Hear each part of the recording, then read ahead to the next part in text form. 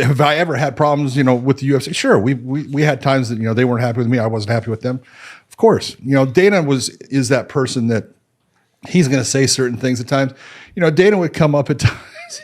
He would sit there and he goes, "Hey, that was a good call, but I'm going to have to throw you under the bus." Okay. It's like, whatever. He would tell you that after a fight? Absolutely. That keeps it real, though. Yeah. But like, what was the need for that? Just so that way they didn't have to take the heat? So he can make the rematch. Yeah. So he can say, you know what, that was, in my opinion, that was controversial. We're going to have to put that fight back together. It just starts the whole thing. Wow. Everything's about promoting, and I totally understand it. But I left the UFC in the beginning, back in like 2007. You got to figure, there was, I want to say 2 people that have been under contract with the UFC. That was me and Mario Yamasaki. Because I started out with him, and when the UFC started, there was other promotions started coming. I started getting calls to come do refereeing back then, and the UFC was owned by a company called Semaphore Entertainment Group, and they said, no. And I said, what do you mean, no? And they said, no, you're going to be under contract with us. So there was no athletic commissions at the time, so I was under contract with them, so I wouldn't go and work for somebody else.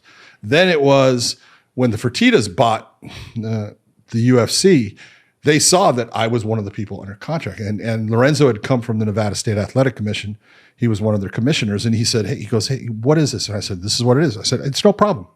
I said, you know what? You can, cancel that, and I'll go off and I'll do other things too. But, he goes, no, let me think about it. So I had Let's Get It On was trademarked by Mills Lane and me at the time and stuff. So, because I could do it in MMA, he could do it in boxing.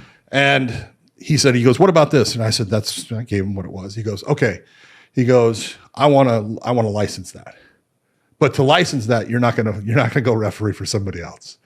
And I said, okay, And then it got to the point where the sport was getting bigger. Athletic commissions were really becoming a part of it, and I was like, I can't do this because I would have there was the IFL, if you recall, and so there was commissions calling me to work the IFL, and I used the LAPD as my excuse for, hey, I don't have the time, and I wasn't kidding. I can only take so many days off, but it was my excuse to say, I can't go do it. And then it got to the point they said, oh, you think you're so good that you can only work for the UFC. And it was like, you have no idea. No, that's not it. But no, I'm in this position, and I was like, I got to get out of that position. And so UFC 78 was going to be in New Jersey. And that was one where they really like slammed me, saying, okay, well, you're not going to, you couldn't do the IFL here. You're not going to do a UFC here. I said, no problem. I don't do the UFC there. But that was when I realized, hey, I got to go. And in the contract, there was a thing about me leaving, how long I had to be out. So I went and did that. And then I came back to refereeing. And so I was out of that whole thing. So I just work with state athletic commissions. And I became, a guy that could go work for Strikeforce and Bellator and the UFC and anywhere else. Was it a pay cut or? Oh, fuck yes. Oh, I believe it. Yeah. Yeah, it was not a smart move. And it wasn't a smart move. If I look at it, what happened from that point is the UFC at that point was becoming very powerful.